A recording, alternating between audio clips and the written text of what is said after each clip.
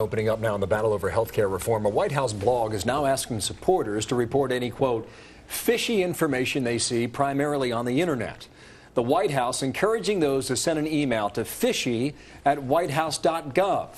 And there are critics certainly of this program, and one of them is with me now, Congressman Mike Pence out of Indiana, a Republican and chairman of the Republican Conference Committee. Welcome back, sir, and good morning to you in Washington. You've got issues with this. Thank you, Bill. Tell us why.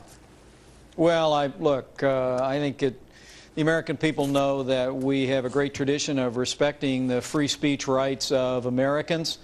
That's enshrined in our law and in our traditions. And I would hope that before the end of the day today, the White House would clarify this aspect of the website that is designed to collect, I think, disinformation, that's not about collecting information on Americans that are expressing opposition to a government takeover of health care. Let me get back to that point here. Macon Phillips apparently is director of new media at the White House. He's part of this process. He says there are scary chain emails that are going around and videotapes that are on the internet spreading disinformation. If you were working at the White House and you saw disinformation, and you know how critical this health care reform is, not just to the White House, but the entire Democratic Party, why not fight that information? Well, look, again, I hope the White House makes it very clear they're not collecting information on Americans that are expressing their opposition to a government takeover of health care. But let me say, you know, I'm also troubled about what's being characterized as disinformation.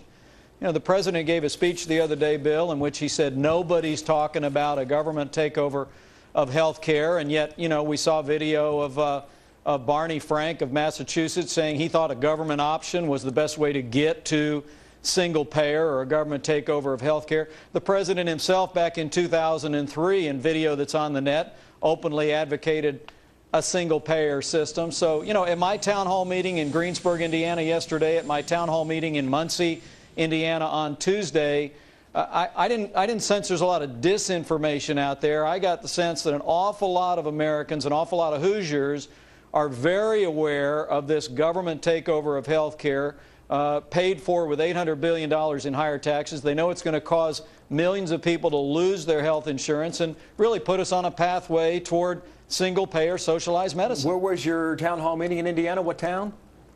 Yeah, well, we've had two so far this week. I popped back out here to Washington this morning, but we were in Muncie on Tuesday. We had, by some estimates, 250 people, about over 100 people in Greensburg, Indiana yesterday. Okay. You know what, normally when you get an August recess like this, how many people show up for your town hall meetings? I'm not a big draw, Bill, in typical years. You know, we usually get 20 or 30 people. 20 or 30 people. I mean, that was about our guess, 2 or 3 dozen people. I mean, it's remarkable the turnout you're seeing, and not just you, but everybody, be it Republican or Democrat. Yeah, it is remarkable. Get back to your original point, though. You hope the White House clarifies this later today. What would suffice for you?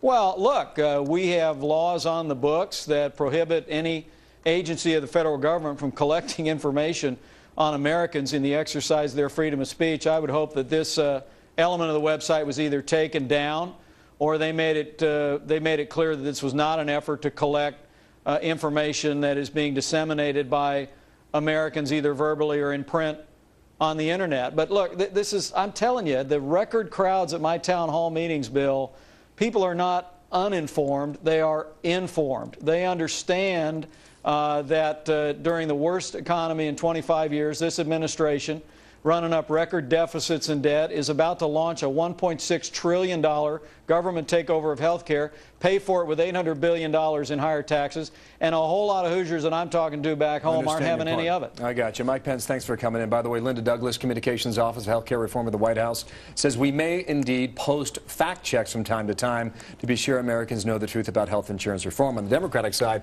they're saying it's just smart policy. I understand your point as well, and we'll see whether or not there's further clarification at the briefing this afternoon at the White House.